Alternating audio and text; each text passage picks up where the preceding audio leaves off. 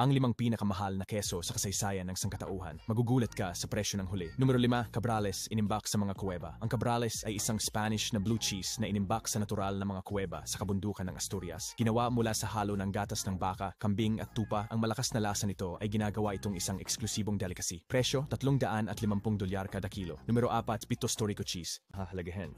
Presyo, $400 kada kilo. Numero 3, Beaufort del Page na keso. Ang Beaufort del Page ay isang keso mula sa bundok na gawa sa gatas ng mga baka sa Alps sa Pransya. Ang paggawa nito ay artisanal at ito ay pinapahinog ng ilang buwan upang makabuo ng mayamang komplikadong lasa. Presyo, $500 kada kilo. Numero 2, keso ng gatas ng reindeer. Ginagawa lamang sa Sweden. Ang kesong ito ay mula sa gatas ng mga reindeer na pinalaki sa mahihirap na kondisyon. Ang pagiging bihira nito at ang hirap ng produksyon ay ginagawa itong isa sa pinaka-eksklusibong keso. Presyo, $200 kada kilo. Numero 1, keso ng Pule. Ang Pule ay fin keso ng raw das gatas ng Balkan na sa Serbia. Ang produksyon nito ay napakalimitado kaya ito ay lubos na hinahanap. Presyo, $1,300 bawat kilo.